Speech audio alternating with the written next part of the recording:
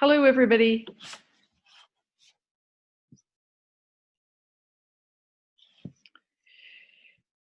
Can everybody hear me?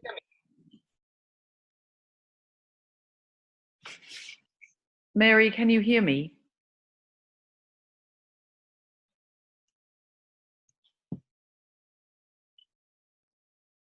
John, can you hear me?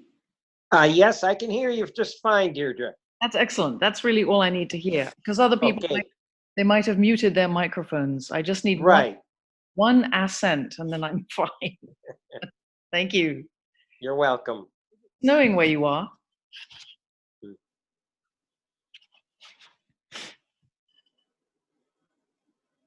Does anybody have snow yet? No. Great. I'm just getting weather reports from you all. We don't have any snow yet. We have a lot of rain. I'm in Texas. We have 43 degrees. Oh, Priscilla, that is astonishing. I'm so happy you told us that.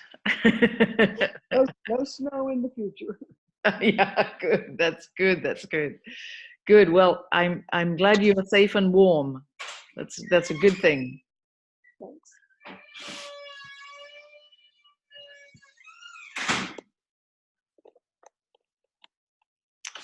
Okay, let me just check a few connections. Let me just share screen. Let's try this. Let's try this. So I'm hoping that you can see the screen of Matthew 12 in the middle of your laptops or large screens, or maybe even little tiny phone screens. Can everybody see Matthew 12 to 14? Yep. Great. Excellent. Good. Let me try something else.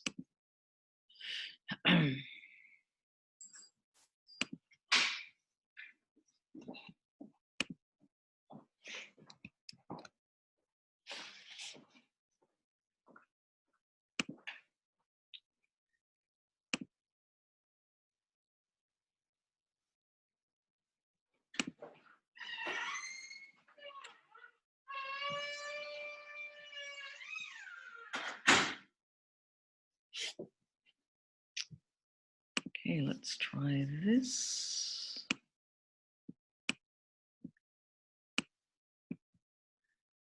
There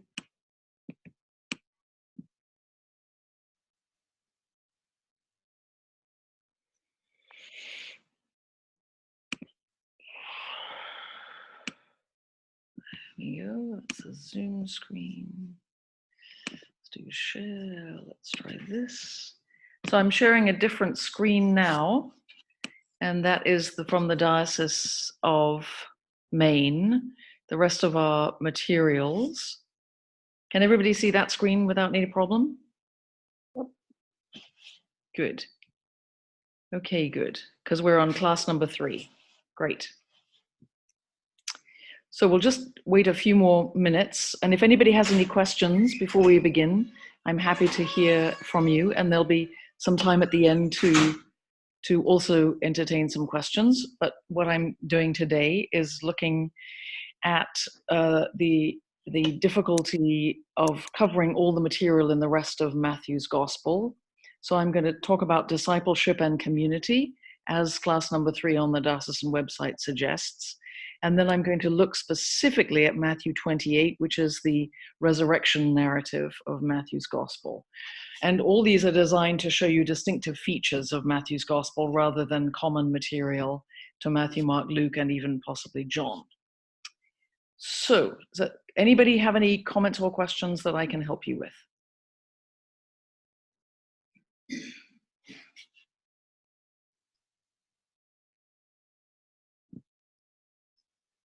Okay, well, we know that the microphones are working, so that's what we're going to do. I'm going to stop sharing and go back to the main screen. Let me see, I'm going to shift myself over here, and I can see myself in the top left corner, and I can see the rest of you in on the top of the screens as well. So why don't we start? As I said, I'm going to, and this recording will be available when I download it onto YouTube and send you the link. I'm going to spend some time looking at the rest of Matthew's Gospel with an eye to discipleship and community. And then we'll look at the passion, well, we'll not look at, but we'll look at the resurrection narrative in Matthew's Gospel. So let's start by reminding ourselves of some things we said. We said some things about Matthew's Gospel. I know it was a while since we've last met, but we tried to identify distinctive features of Matthew's Gospel. In the middle of the Sermon on the Mount, which is the first major teaching of Jesus in that Gospel, we have the Lord's Prayer, and the Lord's Prayer lies at the heart of the Sermon on the Mount, and it is a corporate prayer in the Matthean form. So Our Father has to be said by Jesus in community. It has to be said by community members with each other addressing God.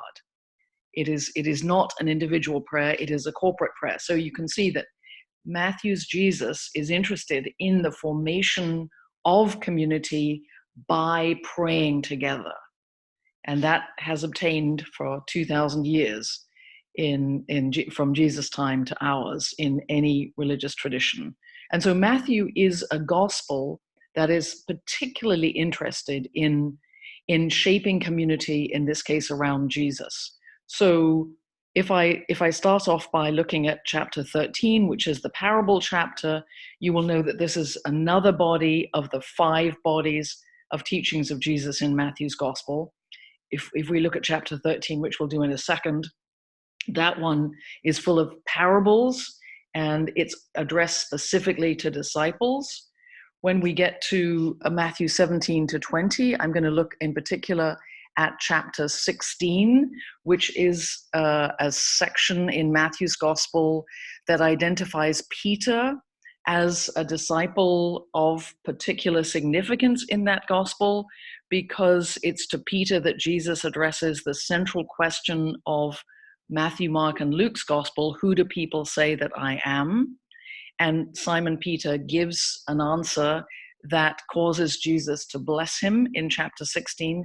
And to Peter only does Jesus say, Peter as spokesperson perhaps for the disciples, Peter as primus inter pares, first amongst equals. It's to Peter that Jesus says, you are Peter, and on this rock will I build my, and here comes the word for community, church, ecclesia in Greek. And only in chapter 16 and chapter 18 do we find the designation of the followers of Jesus, be they disciples or general followers or crowds or passers-by. They form an ecclesia, a community around Jesus. So I'm trying to stress that the point of Jesus' teaching is not so we can hear what a great teacher he is, that's a byproduct, but rather that we have his teachings, and that the teachings shape the followers, the people who follow Jesus in Matthew's gospel. So let's without further ado, let's go to chapter 13, which is the parable chapter. So if you have Bibles, this would be the time to get out chapter 13. Now I'm hoping that you can see on the screen the Accordance Bible that I use. Is that true? Can you all see that? Yep. Okay, so I'm looking at chapter 12. Every Bible passage appears in context, so I'm backing into 13 by looking at chapter 12. And if I go straight away to the end of chapter 12, we can see that chapter 13 is introduced.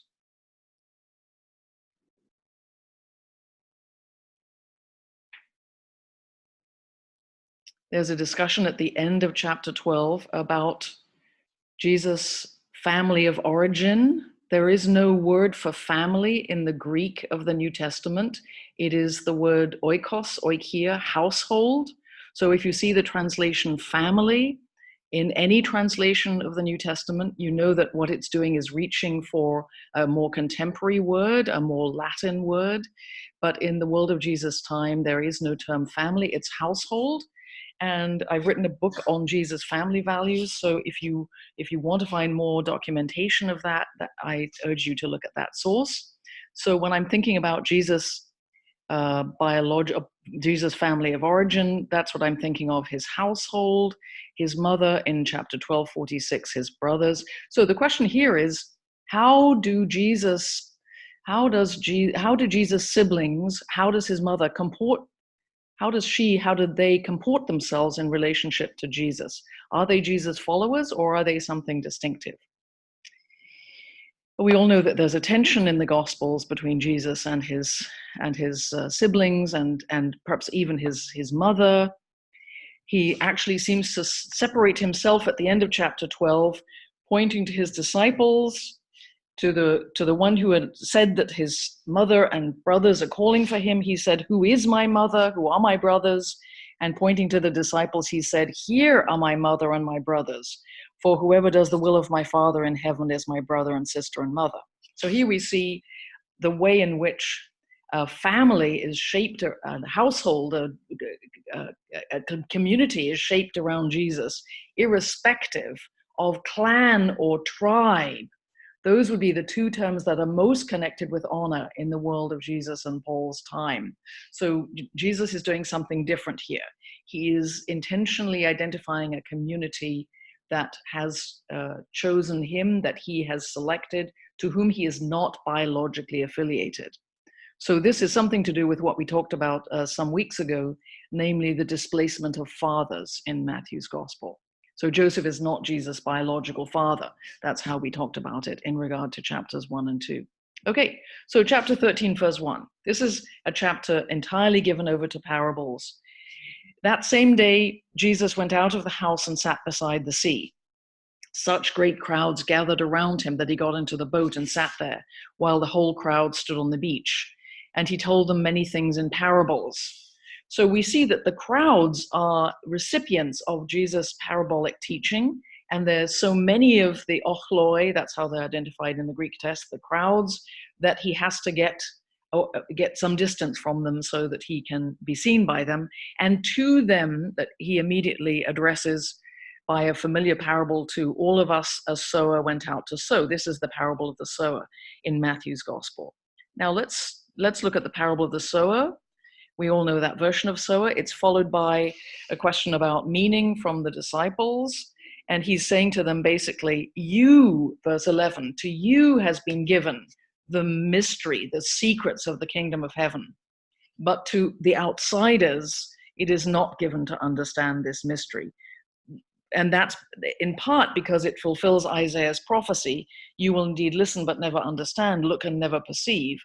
So in other words, the disciples have some knowledge, certainly in regard to the declaration of Jesus that he has declared to them the mystery of the kingdom of heaven, but they're not quite fully aware of it. We're in chapter 13 of Matthew's gospel. The whole scroll is 28 chapters. So the possibility is held out that the disciples' understanding will increase. So he explains in 13:18 the parable of the sower to them.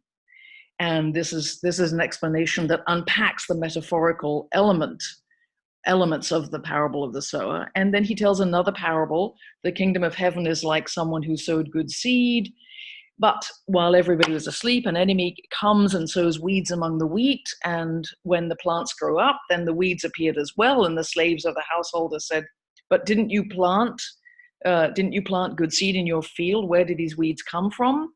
And the owner says, "An enemy has done this." They say, "Do you want us to go and gather them?" And he says, No.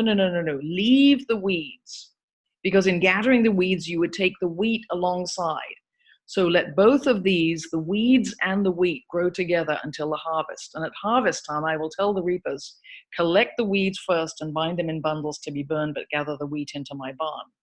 So this reference to something in the future, don't do something now, but something in the future, begins to introduce futuristic language about what will happen when a divine intervention will take place at the end of the world. And this language begins to be the language of apocalyptic, the language that is a bit secret, that also uses familiar tropes from apocalyptic language of the Hebrew Bible, like Daniel, for example, where we get things like the stars falling from the heavens and the sun falling from the sky and the moon changing and so on and so on and so on. And Matthew's interest in apocalyptic language is absolutely clear from a chapter like this. So here comes another parable, 13:31. The kingdom of heaven is like a mustard seed, smallest of all the seeds. When it's grown, it's the greatest of shrubs, becomes a tree, so that the birds of the air come and make nests in its branches. The kingdom of heaven is like yeast a woman took and mixed in with 3 measures of flour until all of it was leavened. Jesus told the crowds all these things in parable.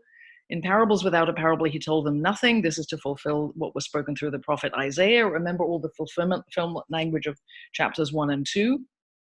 Then he leaves the crowds in 13:36 and goes into the house. This is the literal structure, of the building. And his disciples approach him and asking him to explain the parable of the weeds of the field. And he then explains it in such a way that the harvest at which the weeds and the wheat will be gathered together is the end of the age, verse 39. Here comes Jesus' use of apocalyptic language. The reapers are the angels. Just as the weeds are collected and burned up with fire, so it will be at the end of the age. The Son of Man will send his angels. They will collect out of his kingdom all sin and all evildoers, and they will be thrown into the furnace of fire, where there will be weeping and gnashing of teeth. Then the righteous will shine like the sun in the kingdom of the Father. Let anyone with ears listen. So he's explaining the meaning of these parables for the disciples. Not so much for the crowds, but for the disciples. So there's a way in which the whole chapter, we'll see this shortly again, is oriented towards the disciples, those followers of Jesus, that from the Sermon on the Mount, even as it was addressed to crowds and disciples, those disciples, members of the crowds, are beginning to select themselves out by Jesus and by their own understanding as particular followers of Jesus. So treasure in the field, Matthew 13:44, someone found it, hid it, and it hid, and in joy sells all that he has and goes and buys the field. Merchant in search of fine pearls, finding one pearl, he went and sold all he bought it. The kingdom of heaven is like a net thrown into the sea that catches fish, both good and bad. So it will be at the end of the age. The angels will come and separate the evil from the righteous, the good from the bad fish, and throw them into the furnace of fire. But wait until the end, because it's the angels who are going to do all the sorting out. And here comes then the ending of the chapter. Have you, Jesus says to the disciples, because it's you plural, have you understood all this? And probably for the first and last time in the gospel, the disciples answer yes. And then Jesus adds in a unique verse to that gospel in verse 52, and he said to them, therefore, every scribe who has been trained for the kingdom of heaven is like the master of a household who brings out of his treasure what is new and what is old. And when Jesus had finished these parables, he left that place. So this intimates that the disciples, whether or not they do understand, they make a public affirmation of understanding the parables in chapter 13 by way of the explanations that Jesus has given. And Jesus calls to their attention the activity of a scribe trained for the kingdom of heaven. Now, in the Greek text, a scribe that is trained is matheteuo. That's the verb matheteuo, which is the verb of discipleship, because a discipleship is a mathetes. So there's a word play here on the scribe trained for the kingdom is like a disciple also trained for the kingdom of heaven. So what is it like to be a disciple? It's like a scribe who brings out of a household, a library if you want, because scribes in the ancient world also work in libraries, as well as household. What is new and what is old. In other words, to understand Jesus, you have to bring understanding of the Hebrew Bible, what is old, the fulfillment of prophecy, the fulfillment of scriptures, the reading of these texts as well, and something new. And something new is the way in which Jesus, in this case, construes parables, puts them together in such a way that they're focused towards the disciples.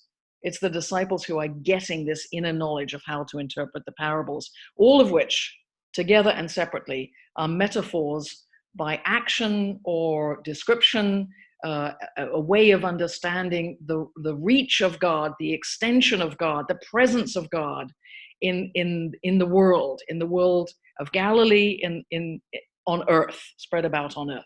So that's a little bit about chapter 13. I don't want to stay at chapter 13. I want to keep going. And perhaps I'll go now to chapters 16, 17, and 18. So I moved the screen. I hope you can see it. If you have a Bible, please turn to chapter 16. I mentioned it a moment ago in relationship to the way in which in chapter 16 we are beginning to see the significance of the role of Peter in Matthew's gospel. So chapter 16 has a miracle story in chapter 16 verse 5 about the disciples having forgotten to bring bread, and Jesus is moving into metaphorical levels. He is talking about the way in which they should be aware, be careful, be alert to the yeast of Pharisees and Sadducees. Notice he's not describing scribes. He's just said that scribes are a good scribe is like a good disciple trained for the kingdom. So it's Pharisees and Sadducees that are more problematic. So Jesus says, I'm not just talking about bread. Do you still not perceive, chapter 16, verse 9, do you not remember the 5 loaves for the 5,000? This is a miracle that has already happened. Or the 7 loaves for the 4,000, another great feeding miracle which has already happened. And how many baskets were gathered up afterwards? How could you fail to perceive that I was not speaking about bread? So finally, they understand. Remember, this whole thing is about understanding. It's not the easiest thing to understand Jesus, but Jesus is working in a dialogical fashion back and forth to try and deepen the understanding of disciples, in such a way like as in any rabbi with students or any Hellenistic teacher with students as well. Then they understood he had told them to beware, not told them to beware of the yeast of bread, but of the teaching of the Pharisees and Sadducees. That reminds me of chapter 23, which we looked at several weeks ago in relationship to the warning and the woes Jesus gives in chapter 23 when he says, pay attention to what the Pharisees say, the Sadducees and Pharisees say, but do not do what they do, because they want to be seen in public so that they get great accolades and great adulation, but that's not going to be you. You are not going to be those self-aggrandizing sort of people. So this is why he's separating for the disciples in chapter 16 from the scribes. Now, chapter 16, verse 13, a really significant element of chapter 16 and indeed of the whole gospel. Jesus comes, he's still in Galilee. He comes into the district of Caesarea Philippi and he asks the disciples, who do people say that the Son of Man is? The Son of Man is a term that Jesus applies to himself. It's capitalized S, capitalized M in this translation of Matthew's gospel.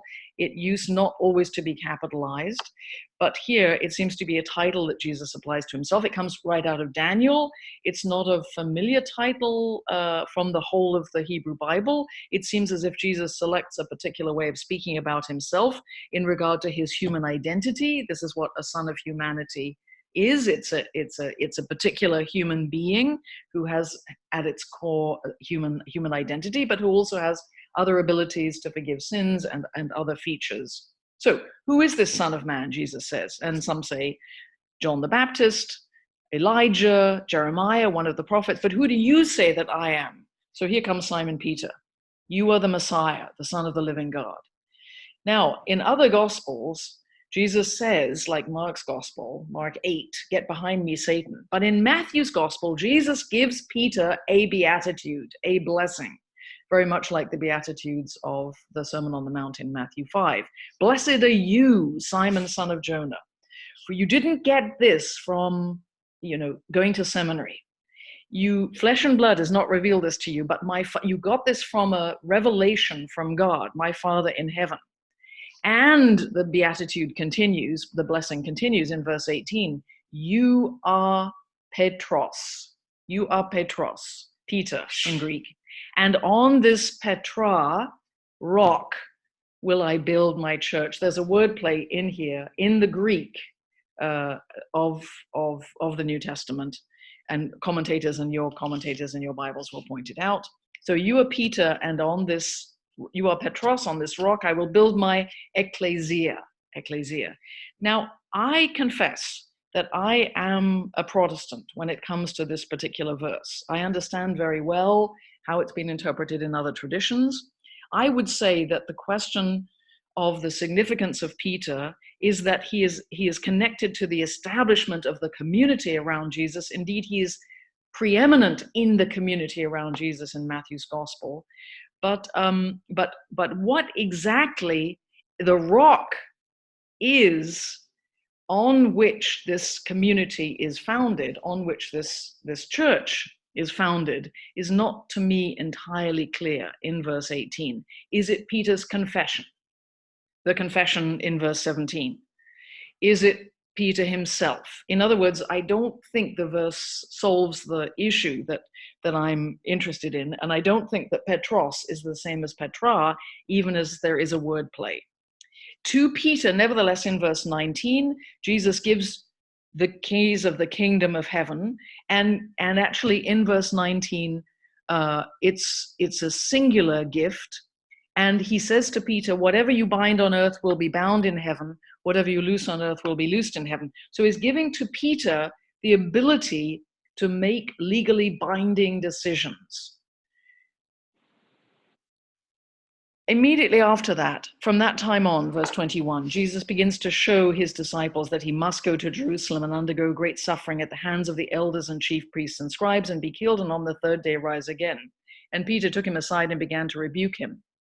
So this is where Peter gets a little criticism from Jesus, because when Peter rebukes Jesus for saying this, Jesus turns and says to Peter, "Get behind me, Satan, you are a stumbling block to me, because you are not focusing on the need for suffering of the Son of Man and death, and then the power of God causes Jesus as Son of Man, as Son of God, to be raised."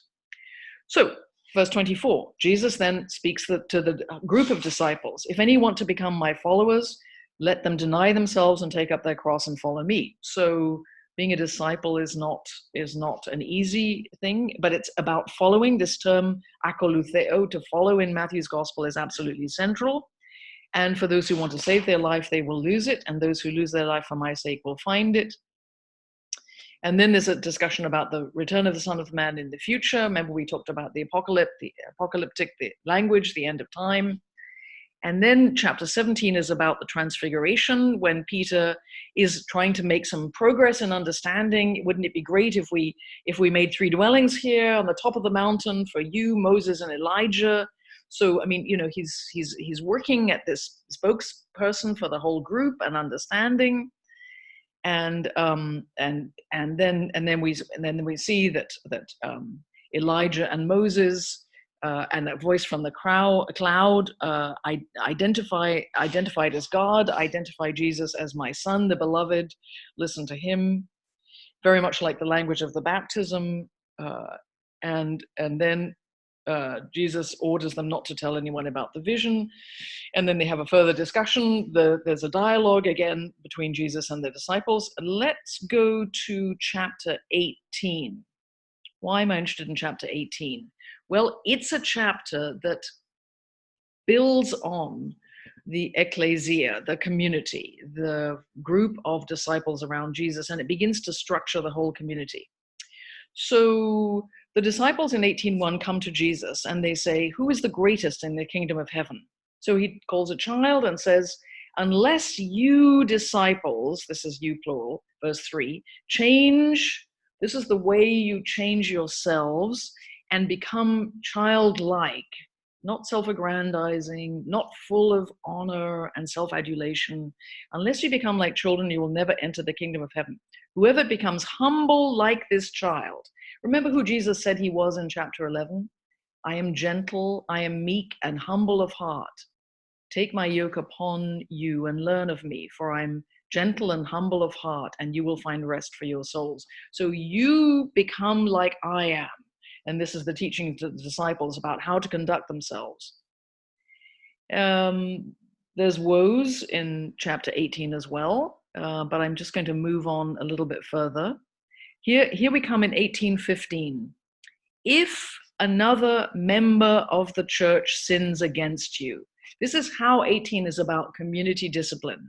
No other gospel has a chapter like this. So this is what makes us understand that Matthew's gospel is concerned with shaping the community of followers around Jesus based on Jesus' teaching of parables, Sermon on the Mount, community address in chapter 18. What do you do when a member of the church, when a brother or sister is actually what the Greek text says, sins against you, go and point the fault out when two of you are alone. If the brother or sister listens to you, you've regained that one. But if you're not listened to, take one or two others, so that every word may be confirmed by the evidence of 2 or 3 witnesses. If the member refuses to listen to them, tell it to the ecclesia, tell it to the whole assembly. And if the offender refuses to listen even to the whole assembly, the church, let such a one be to you as a Gentile or tax collector.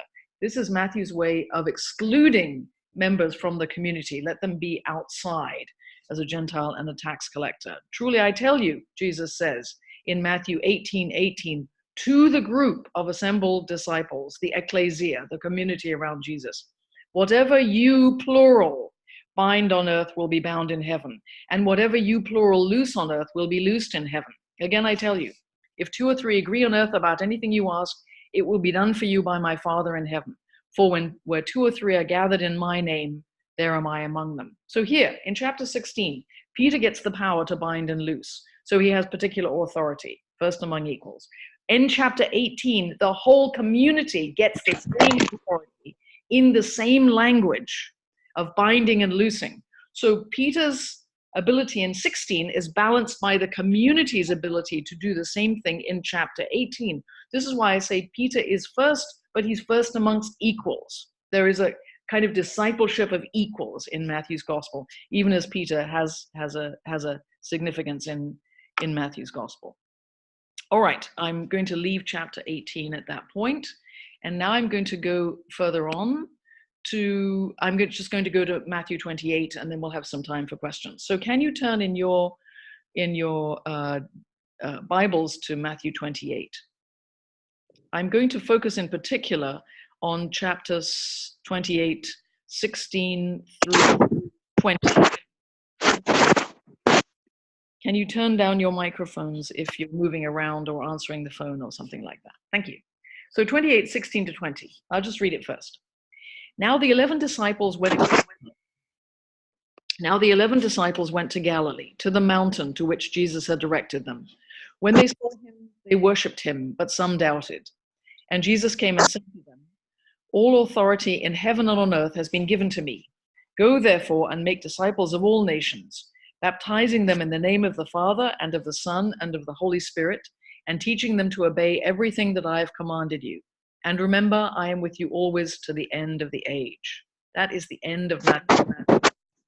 So what we see here, can you mute your microphone, please, if you're not asking a question?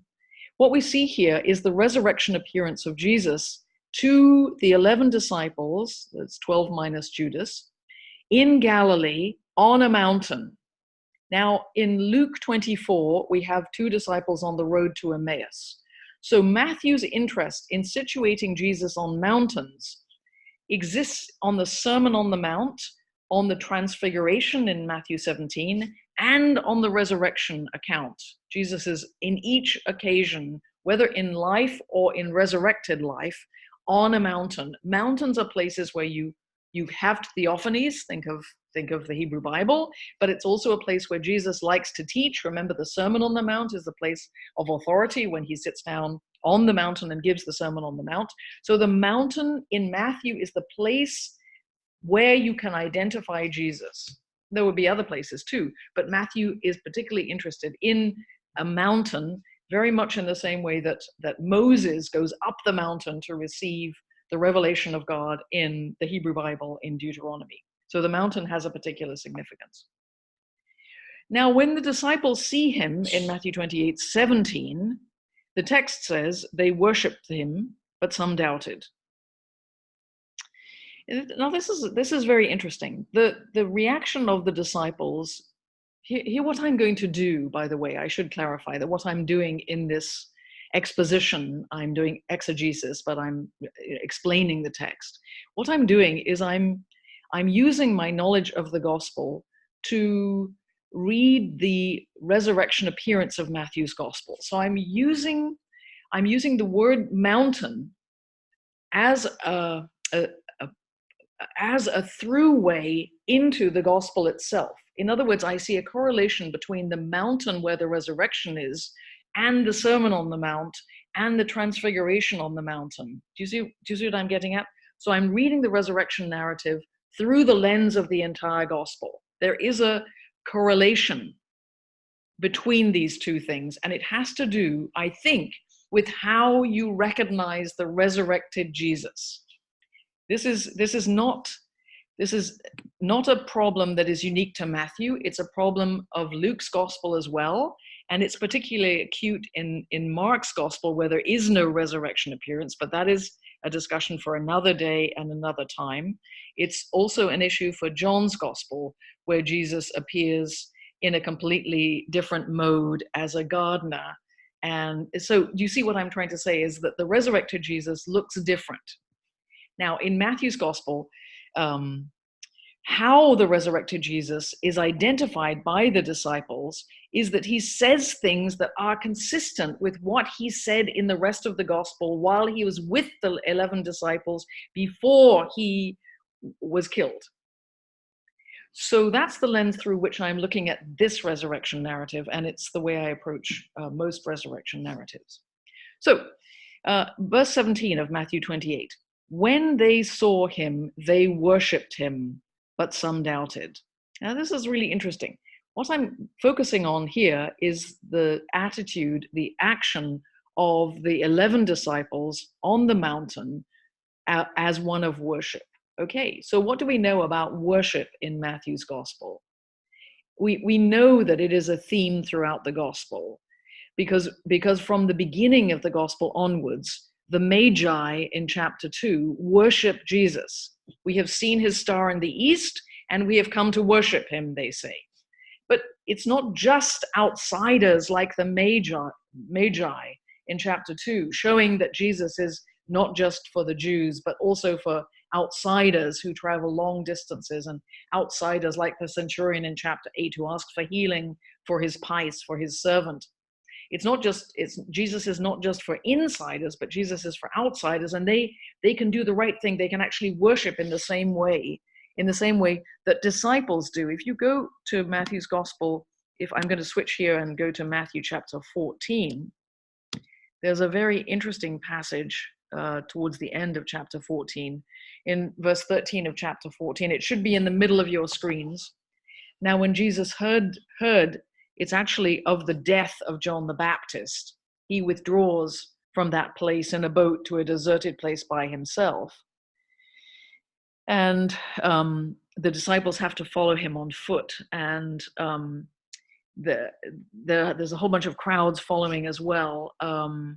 And he's encouraging the disciples to take care of the food needs, the eating needs of the disciples.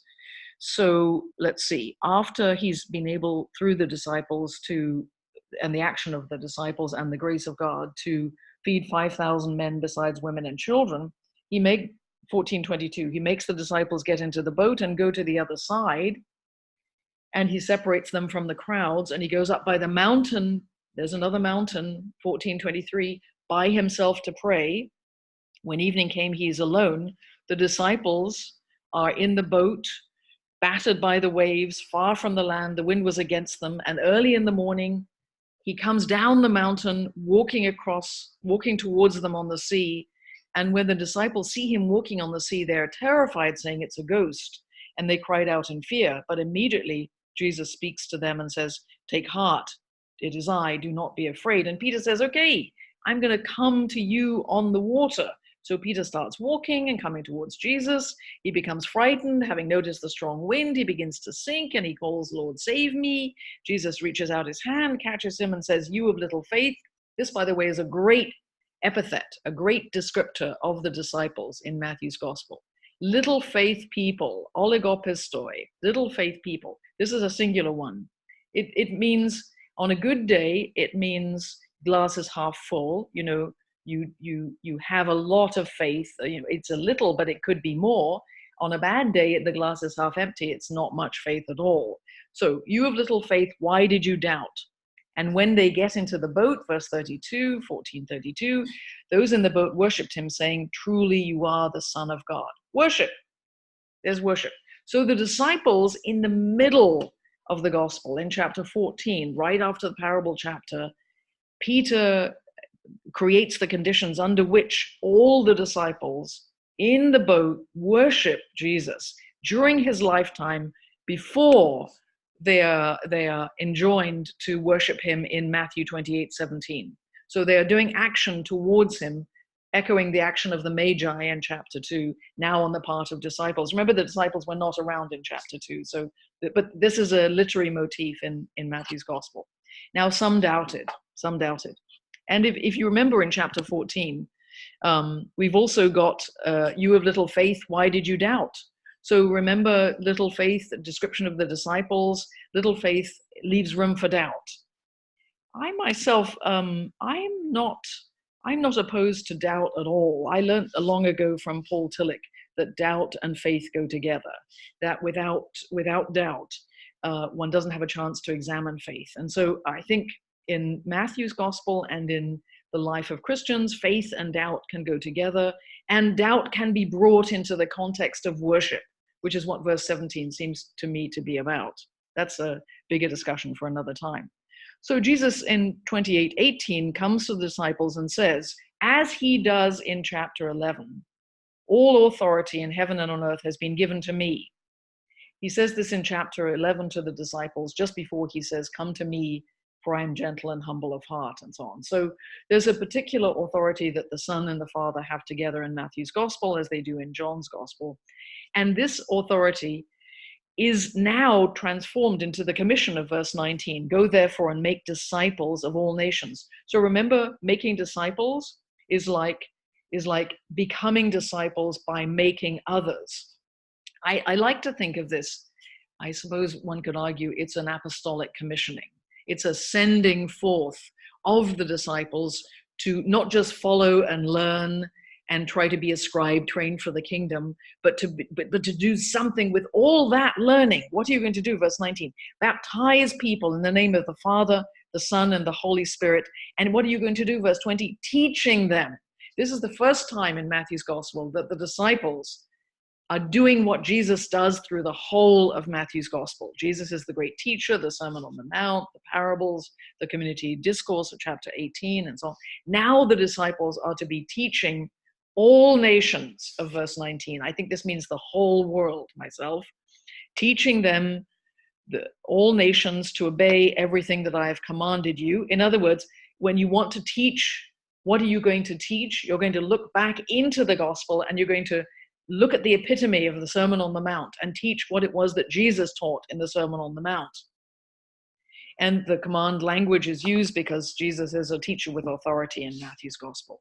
And then the last line, a very unfortunate translation of the word remember. It isn't really the verb remember, it's the Greek word idu, which is the word behold, or in Hebrew, hene, wow, or look, or something like this. I understand the NRSV has some license, but I would have kept lo, and lo, I am with you always. Behold, I am with you always. And this promise I want to focus on, the promise of the presence of Jesus, is the beautiful correlation to the name Emmanuel at the beginning of chapter 1.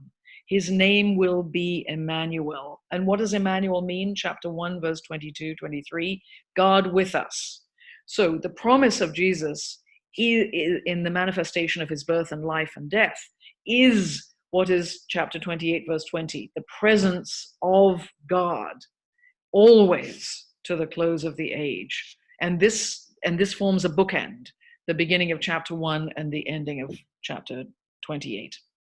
So that's a brief run through discipleship, community, the resurrection narrative of Matthew's gospel. And I think I've left a little bit of time. I'm here in the church hall. You can see what's going on behind me. It's the usual background. We have choir rehearsal. It'll begin to start pretty soon. So now's the chance for you to ask any questions. If you have questions, pretty soon I will give you the repeat of the class, because this whole thing is being recorded. And if you want more information about Matthew's gospel, I can give you some further books and references. And you can also invite me to your parish or your church hall or some kind of Bible study or meeting. I'd be delighted to come and talk the whole of next year, because next year, starting in Advent very soon, Matthew's gospel is front and center in our liturgical cycle. That's why we're doing this. So, questions? I wonder if you might comment on the way in which that concluding verse about the Grand Commission can be used to advance kind of imperialistic colonizing of all the nations. And I've heard a variety of interpretations around how one is to understand nations. Yep, absolutely. I mean, the question is really how to understand the term nations in relation to first century Judaism that Matthew's gospel seems to embody.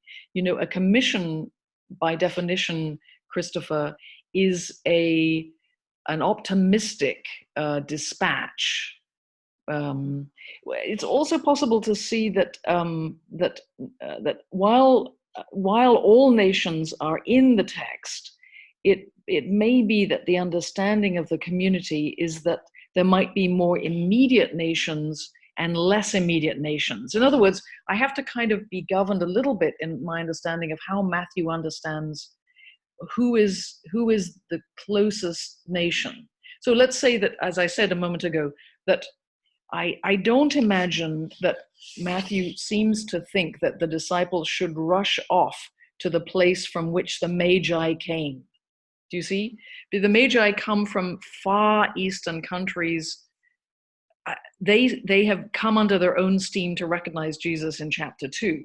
So this gives us just a view into Matthew's community, saying that God gives revelation to non-Jews and speaks directly to them without the mediation of anything else. No law, no Hebrew Bible, no Hebrew scripture. So given that, I would say that there would be more proximate opportunities for making disciples.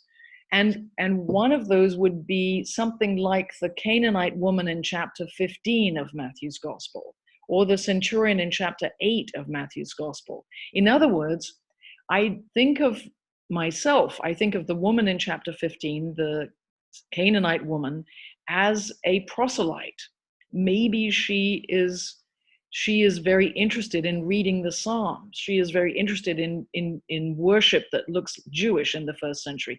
Those, I think, Christopher, would be the more likely immediate recipients. And by the way, we are not talking about communities. I mean, what distinguishes the centurion in chapter 8 and the Canaanite woman in chapter 15 is their isolation. So, I mean, remember in Matthew 25, there's an amazing judgment scene of the sheep and the goats, right? And all nations are assembled before the Son of Man who is seated on the throne, the sheep on the one side and the goats on the other side. And there's a whole way by which all nations are judged in the way that they treat people. So you could say that this kind of scene in chapter 25, before we get to 28, has already begun to select out people who are doing something that is recognized as in line with what is pleasing to God and the Son of Man seated on the throne, namely treatment of the least of these, my brothers and sisters. So you see, Christopher, I'm wandering around trying not to be hegemonic about this. Yeah, I think it's the baptizing them in the name of the Father and of the Son and of the Holy Spirit. Yes. Okay. And does that entail? Again, I think there's interesting discussions about whether the Jews as a people, as a nation, Yes. fall into this category and therefore should be a focal point for our outreach. Yes. Or if the nation actually is talking about Gentiles. Yes. Yes, I do not read that verse in the way that you are proposing some people have read it, namely to go and convert Jews. Because I don't think there's anything to convert them to at this point. I mean, we're talking about Matthew being a Jewish community in the context of shaping itself as an ecclesia, as a congregation, as an assembly, which is what ecclesia means, in contrast to a synagogue across the street. I mean, this is not new language. So these two communities live together, cheek by jowl. And I know the language of 23 is a series of woes to scribes and Pharisees who behave in an ostentatious way. But I don't see it as the language of conversion. I think that is retrojecting back into chapter 23 and 28, a language of a subsequent generation that just isn't there. Now as far as the verb baptizing them is concerned, I mean, we do not have a developed rite of baptism as Christian conversion in Matthew's gospel. I mean, we have the baptism of Jesus, but that is not a baptism that identifies John the Baptist as conveying Jesus as a Christian from something that was before. Do you see? So I would look at baptism entirely in a Jewish context in this regard. So I understand how this verse might be read, but I would resist it being read that way.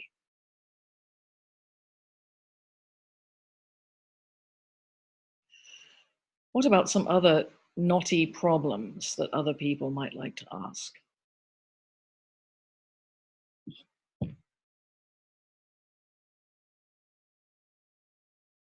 Hi, this is Lori. Hi, Lori. Hi. I was just looking at, let's see, it's chapter 21, the fig tree withers, starting at verse 18. Yep. And the last paragraph there, verse 21 says, Jesus replied, I tell you the truth, if you have faith and do not doubt. And then it goes on. Yes. It sounds like that's totally contradictory to that faith and doubt go together. Yes, that's right. That's right. There is a place where faith and doubt go together in chapter 28. And in this chapter, in chapter 21, Jesus is talking about, let's see, there's a fig tree, and what does he do to the fig tree? He curses the fig tree, and he says to it, may no fruit ever come from you again. So here we don't coexist with the fig tree. We don't give it another chance. We don't fertilize it and say next year we'll come back and see if it's going to work. So the language in 21, unlike 28, the language here is absolutely oppositional. The disciples look at the fig tree in verse 20. They say, how did it wither at once? And so on. So Jesus, I think in 21, here in 21, where are we? We're after the creation of the community in chapter 18. We're beginning to be in Jerusalem. And once we're in Jerusalem, he leaves at the end of verse 17. He left them and went out of the city to Bethany and spent the night there. Jesus is not happy in Jerusalem. He knows what's going to happen in Jerusalem. I would say, Laurie, that the language of 21 is more polemical because of the result of Jesus being in Jerusalem is that he will be killed, that he will die, that he will be crucified. And then what happens, namely the resurrection account that we spent some time looking at, is that he will be resurrected not in Jerusalem, but in Galilee. So the language of opposition I would locate in regard to Jerusalem, which is, for all intents and purposes, to both Matthew and Mark's gospel, a city to which Jesus goes very rarely and to die. I would say that would be the reason for the opposition between faith and doubt, because things are becoming just much more fraught as far as Jerusalem is concerned. But Laurie, that was a great question. Thanks. Thank you very much. I always think that 90% of life is finding good questions. Any other points?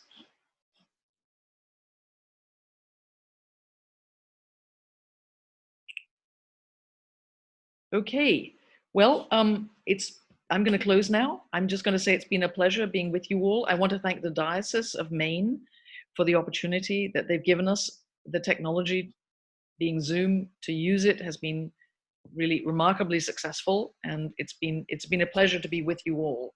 So thank you very much for joining us in this enterprise, and I hope our paths cross again at some point in the future, wherever we are in Maine or across the country. Thank you very much. Thank you, Deirdre. Thank you. Thank you. Bye-bye. Thank you. Thank you very much. Thank you. Great. Thank you.